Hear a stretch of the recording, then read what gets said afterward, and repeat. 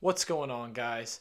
Welcome back to another Heidi Throws video. This is a brand new series I am debuting on my channel. It is called On the Bump. Every time I have a video, there will be a new person on the bump, and it will be a content creator, athlete, someone who I'm just talking to about baseball, life, their life, and anything else they got going on. Yeah, I'm excited to debut this series and give you all a glimpse into the lives of others, and help everyone promote good collaboration amongst baseball content creators, and maybe bring to light some smaller channels. Yeah, I'm hoping for this series to do well, and who knows, maybe one day we'll turn it into a podcast. In this video, I had Joey Lauer, aka 68 ERA guy. Joey is an incredible dude who has an incredible story. I will leave the link to his channel in the description. Everyone go check him out. He is a great dude, and I had a lot of fun talking to him.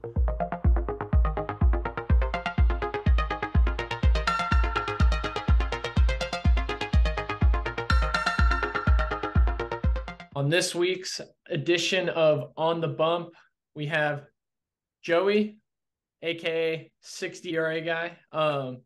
What's going on, Joey? How are you? I'm doing good. How are you?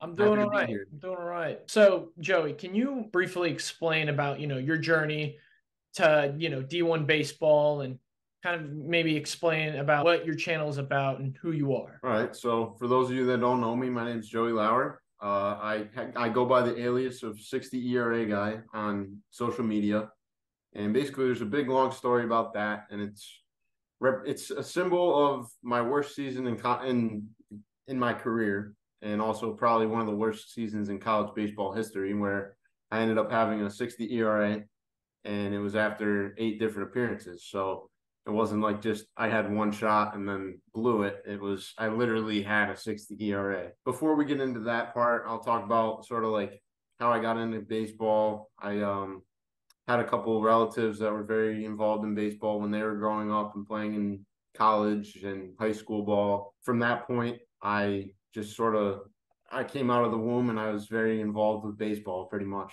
And I also used to swim. I almost argue the fact that I had more natural ability at swimming, but I just always was gravitated towards baseball. So yeah, basically from that point, like even from 3 years old, I was doing both, and I went all the way up through high school in both. Baseball started to take off, but swimming was taking off, and I had to make a decision. The start of my junior year, I had gone to a Siena camp, and I threw really well, had a lot of success, and I ended up getting an opportunity to commit.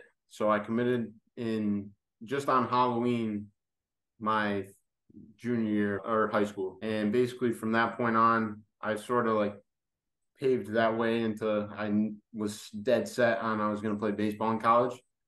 But I swam that last year, and I had a goal to break a school record that had been standing for 20 years. So I set out to beat that in breaststroke. I was like, I'm either getting it now or I'm never going to get it, because I didn't want to play. I didn't want to swim my senior year because I kind of wanted to shift my focus towards possibly getting drafted. So I ended up pulling that off. I was very proud of that. And then retired from swimming after my junior year and was locked in on baseball ever since. Really took off after I got an opportunity from Siena. I kind of made the decision based on a few family things that were going on at the time. On top of, I also wanted to be close to home. So it was a good decision being only 30 minutes away from where I live. And basically from that point forward, I just took off. Like I threw 75 at the start of my sophomore year. And by the end of my sophomore year, I was throwing 85. And also, like in front of Siena, I was somewhere around 85, maybe a little bit lower, but like in that vicinity. And from that point forward, it just kept going up and up and up. And by the time I got to campus, I had already hit 95. So it seemed promising. And a lot of hard work went into that from the age of 11 going forward. I've been doing a lot of training since that point. I get into school, I did really well. I lost a little bit of weight in my freshman fall, because just like adapting to college, and I didn't really want to eat the school food for a while. So I was struggling with that a little bit, lost a little bit of weight, probably like 5 to 10 pounds. I only ended up throwing 93 in that fall. So I was hoping to throw 95 in front of my teammates, but it didn't really happen that year. From that point forward, I was dominant. It seemed like I was going to do really well coming into the spring. I felt excited. I felt like I was going to be a major contributor to the team. And then all of a sudden, I get back in the winter and the wheels fell off. I didn't really understand. I've had some stints where like I struggled a little bit, but I never had a serious issue with like command or anything of the sort. So I get back in that winter and I just lost it. I mean, the first outing I had, it was okay. It wasn't terrible. I think I had like 3 walks in 4 innings pitched and like 7 strikeouts, but 3 walks felt like a lot in that moment because I had just come off like practicing in the winter and I was really just on fire. I mean, I was facing really good hitters. First outing I did, I was 21 batters faced and had 15 strikeouts, no walks. And then the next one, I had 19 strikeouts and 21 batters faced. So I'm feeling amazing heading into it. And it just wasn't the case during school. And the wheels just progressively went south. I mean, from that point forward, it was like, then I'd start walking more than innings pitched, started walking more batters than strikeouts. And then it just snowballed. And over the course of that semester, it was really tough because I was like, I don't know what's going on. And that's sort of when I found out that I think I had a real issue. So my teammates around me were like telling me, oh, you just got the yips, you're thinking about it too much. And that sort of bled into what was actually going on, which was this injury called thoracic outlet syndrome, where I have like a nerve damage thing that started from up in here. There's a nerve pathway that comes through the neck down into this, and it controls your arm. So if that gets pinched, it can really cause issues with feel. You can have pain. And for me specifically, it's sort of like a dull feeling, as well as the baseball in my hand. Sometimes it feel like you're throwing in the pouring rain. Have you ever been in that situation where it's like pouring and you try to pitch or try to Yeah. catch? So it would feel like that on a perfectly sunny and 70 day. So Wow. it was really, really interesting to encounter that because I'd never experienced something like that. And it was sort of, I use the analogy like it's like getting something taken away from you that you've known how to do your whole life. Like you know Right. how to walk. It's like you forget how to walk. You know Yeah. what I mean? So it's like not actual paralysis, but a form of paralysis, it felt like to me. And it got so bad to a point where after the freshman season had ended, I head into summer ball and I'm going into an outing. And this is where I think the mental aspect fell into it as well, Right. where I'm thinking too much on top of actually being hurt. Mm-hmm. I go to warm up before I pitch in a game, and I'm 5 feet from the catcher because I didn't feel comfortable if I started ripping it. Yeah. I kid you not. I went to throw him the ball, and he was like from how far I am to the computer away. Like that would have been went in his glove, and it hit my foot. Oh wow. Like I hit my Gosh. foot. I was that domed up on top of just like everything going on. And then Yeah. I proceeded to just like suck it up and keep throwing, get out on the mound. I threw 12 straight wild pitches and then get Wow. pulled. Like it was just brutal. So how did you kind of like adapt and like kind of like understand what was going on? Because like it's now the summertime and like so what'd you do to start kind of adapting and understanding what was going on with your injury? So I was pretty much every night in my dorm, I was trying to figure something out. Like I was Yeah. doing research, countless hours, just like what could be going on, right? Right. And there was a couple things we thought it could have been, like me and my parents just doing research. Thought one, it was thoracic outlet syndrome.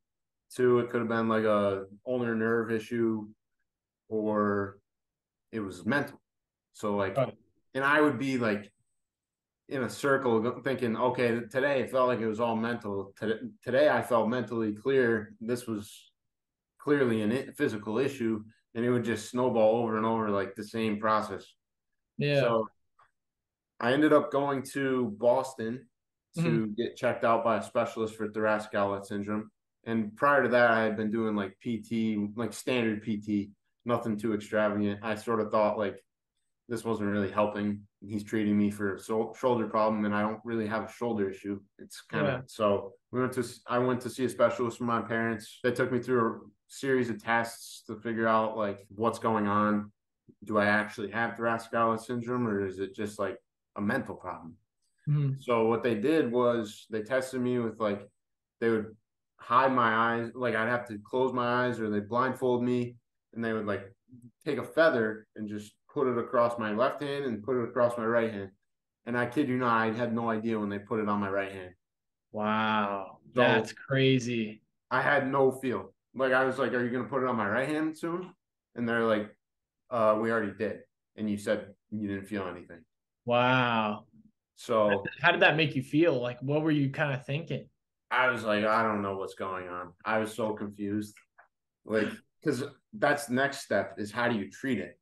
Yeah. And it's kind of notorious for being like a career-ending injury. So, I mean, there's people, you got Steven Strasburg. Yeah. Yeah. He was the 2019 World Series MVP. He gets this thoracic outlet syndrome injury and he can't pitch. In Yeah. like a course of 4 years, it's just gone. You know what I Wow. mean? So Yeah. it's really tricky. And you got Matt Harvey. I'm sure you heard of him. Chris Yep. Archer. A lot of big names that it's derailed the careers of, on top of countless people I've talked to in college that it ended theirs. And basically, the option was I had to either get this injection into my neck of Botox. And apparently, the Botox like shrinks your muscles down a little bit. So that would, since it's like compressing the nerve socket, by doing the Botox, shrinking the muscles down a little bit, that should like open it up a little bit, and then you should be able to feel better. Right. I did it twice, and the first time, not much change. Like I didn't notice anything. The Yeah. second time, I realized like after it, I get home, I'm just sitting there, and I'm like going like this with my hand, and I could feel my fingerprint for the first time in like years. I didn't even realize I couldn't feel my fingerprint, but then I went to do this, and I'm like, wait a minute, there's grooves in my hand. So that was kind of cool. And you wouldn't Yeah. realize it on a day-to-day basis until after.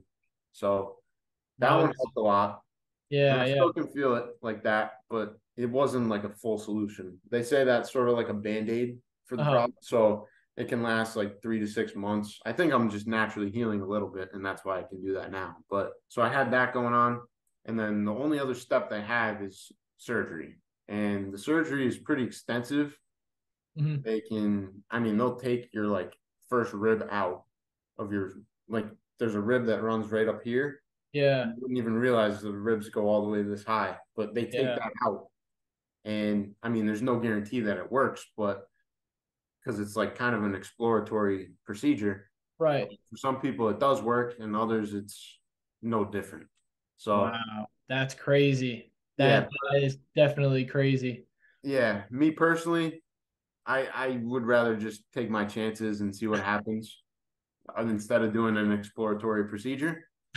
So yeah, that's where I'm at. I'm trying to like find a way to pitch through it. And that's Yeah. my Yeah. big MO on social media is trying to figure it out. Obviously, me and many other people have seen your social media, and you post a lot of like, prayers and like aspects, about the faith. So can you maybe talk about like, where is your faith life and how has that affected your baseball journey? Yeah, so I mean, for me, faith is everything. I Mm, wouldn't do what I'm doing or anything if it wasn't important to me. I'm very like with my social media stuff, I want to be genuine. Like I don't want to sugarcoat it. Like you won't see me doing skits like these other people do and all this stuff. Like it's just not me. So I'm not going to do it.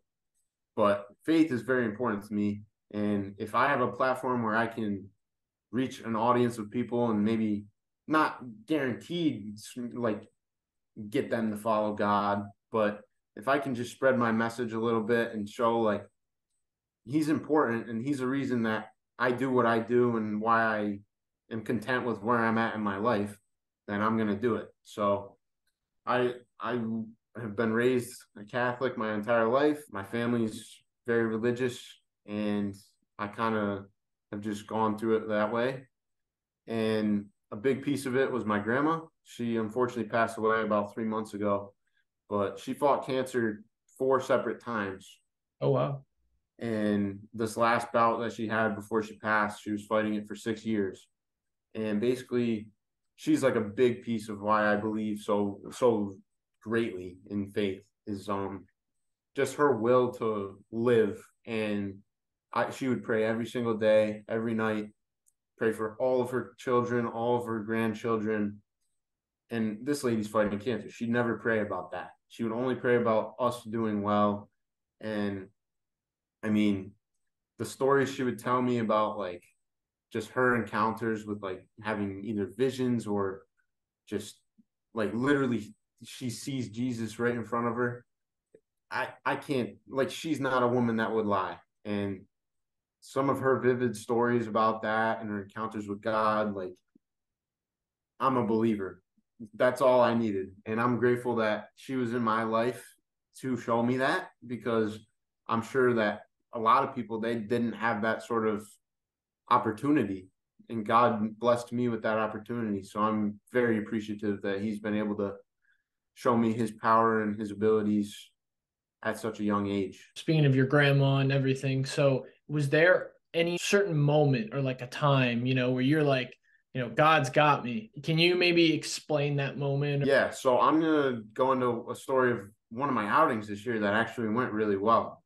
So my grandma is my confirmation like sponsor. So she's the lady that I'm going to see when I go to heaven. And so basically this year I didn't pitch that well either. It's been since I've gotten thoracic outlet, I have not had much success on the baseball field, right?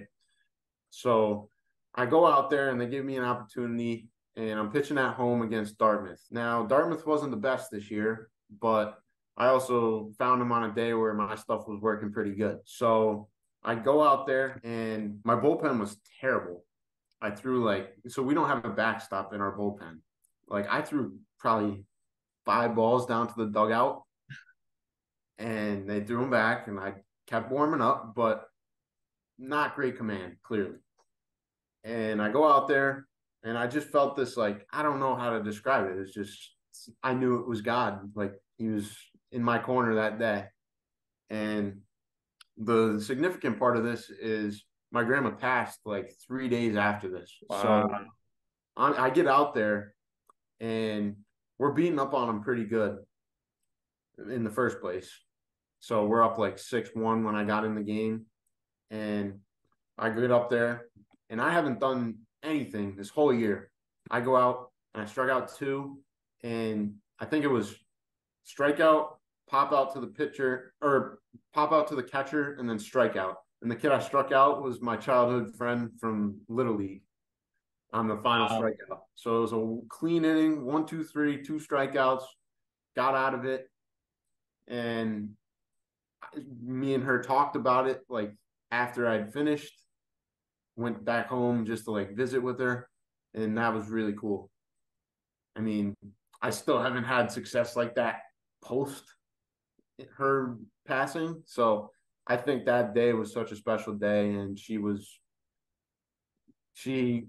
and God were on my side that day. And I think she needed to see me have some success prior to her leaving. So that was a really full circle special moment that I have. Yeah, no, definitely, definitely. So circling back to, back to baseball and, the success that you had before you went to Siena. Now you pitched well in front of Siena. So can you kind of explain like that process to where, you went from 80 to like low 90s? Did you hit any plateaus, or like, was it, just you kept going up and up and up, So I've hit 2 plateaus in my career. One was when I was 12 years old.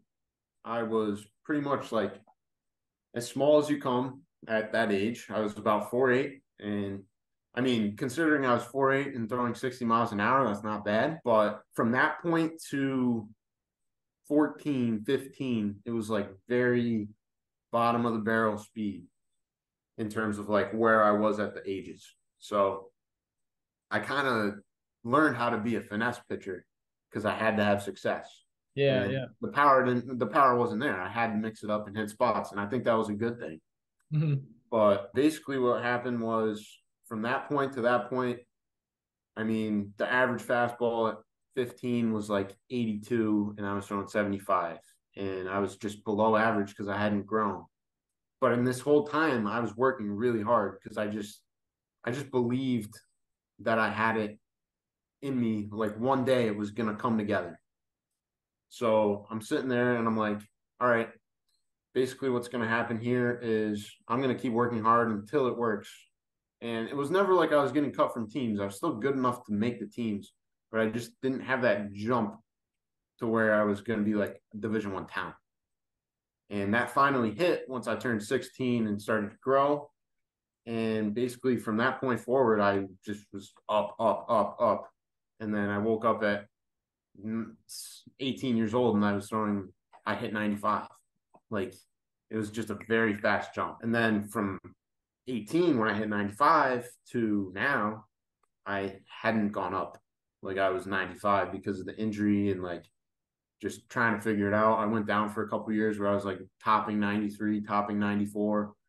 And then just recently, like I've cracked 95. So it's been good. But officially, I would say I've hit 96. I've had a couple like suspicious 97, 98, but I'm not counting those. Yeah. And I my official 96 I did yesterday. So I'm counting now. Congratulations. Like What kind of changed when you hit those plateaus? Like, was there any sort of like drill? Was there any, was it a mental thing? Can you kind of maybe go a little more into depth on, what changed, both of those times? I think both times it was just body composition. Like, I mean, the first one where I hit that plateau, it was all just I hadn't hit puberty. And then once I hit puberty, I grew and it was good. The next one, like this one, I mean, I think some of it has been navigating TOS also. Like, there's no doubt in my mind, I think if TOS wasn't in the way a little bit, I would probably throw even a little bit harder than I do. But besides the point, I'm plenty good with 96. Like, that's fine. But I would say this past year, I sort of like I was like, I'm sick of throwing 93. And I put on like 10 more pounds, just tried to stay as lean as possible and put on 10 more pounds. So I went from 185 to 195, and the velo's just been ticking up. So I'm happy to see that. And I think some mechanical things have changed as well, where I'm really just focused on like being as natural as I can instead of trying to focus on mechanics. Like I'm just going out there and I'm slinging it every day and just letting my body take what it wants to do and do it. I mean, being 5'9" and throwing in the mid 90s, like there's some things I can focus on, which is like staying closed with my upper half while my lower half is opening and stuff like that. But overall, you just got to be an athlete. I mean, at the end of the day, like you can think about these cues, think about these things, but I've never thrown my hardest pitch when I'm thinking about a cue. Like I've always thrown my hardest pitch when I'm just going out there and letting it rip. So I'm going to keep it that way and just keep going. Right on. Now that you broke 96, what is in the cards for your future of your baseball journey? What are your future goals? Yeah, so I would say obviously I'd love to get signed. I don't even know if they're willing to sign someone that's hurt, but I'd love to get signed. If that doesn't work out, a big reason why I started social media is I wanted to help people, inspire some people on the way. And my biggest goal is like I never necessarily wanted to be a coach, but I knew I wanted to help people in some way, shape, or form. And I think my knowledge is so tailored towards baseball and I just love baseball that it's best if I help people in baseball. So I'm slowly working on releasing my strength and conditioning program through online and helping some kids. And um I feel like a lot of people are charging some crazy outrageous prices for coaching these days. So I'm going to keep it reasonably priced, and I want to release a program to help people and show them like this is what I did from the age of 11 all the way to where I'm at now. I'll break it down into what I was doing from 10 to 14, 14 to 18, and then what I did from 18 to 21 now. So a lot of that going on. I'd like to really get that off the ground. Definitely have some desire to be an entrepreneur. And then in terms of baseball, regardless of if I can get signed or not, I'd really like to just like keep throwing. I mean, I feel like I have a pretty special gift in terms of what God's given me, and it'd be a shame to not try to see how far I can optimize it too. I mean, if I'm not going to get drafted or sign, I mean, I have no intentions of stopping throwing. I think you can always learn, and it makes you a better coach by throwing all the time. So, I mean, definitely, I'd like to see if I can hit 100 at some point. I think, regardless of if it's a strike or a ball, it'll be cool to say I threw 100 miles an hour. So, that's definitely where I'm at this point. Definitely want to just remain in baseball. Now that that's kind of led you to baseball content creation, are you just trying to inspire people, or are you trying to get as big as possible? I mean, at some point, like you can only get so big in baseball. I feel like. I mean, Yeah. I'm going to fields these days, and people are like seem to know me every time, whether I've met them or not, which is kind of not something I expected. But I mean, it'd be cool to like see how high I can get. I mean, I Yeah. set a goal like I want to reach 100K on TikTok by the end of summer. I mean, that's more just like the competitor in me because there's some people like that are also doing similar things where I'm like I think I'm more deserving than they are of reaching that milestone. So there's a little bit of that. I mean, there's definitely some competitive fire going on with that, and that's just me. Like I get competitive about things, and then I want to be the best at it. So Yeah. that's just sort of my vision with that. So, last question. Is there any advice you can give to those looking to, start their own content creation or, maybe struggling at pitching? Is there any advice you can kind of give them to, get better and keep doing what they're doing? A way to answer both questions is consistency. That's the key to life. If you're consistent at something and you have the vision that you're going to get to the top with whatever you want to do, it doesn't matter where you start. I mean, if you go back and you look at the videos that I was doing last year at the same time compared to now, the production has improved dramatically, and it's just tiny little steps every single day. Like I learn new things about how to edit certain things every single day. So I mean, over time, you just get really good. And it's the same thing with baseball, whether it's lifting or trying to work on command or trying to work on fielding, hitting, whatever. If you're consistent and you're slowly working at things instead of being like, okay, I'm going to work really hard, and then you work really hard for a week and then stop, you're not going to reach your full potential. It's all about just getting in, getting out every single day. Like, do what you have to do. I mean, I said this on another interview I had.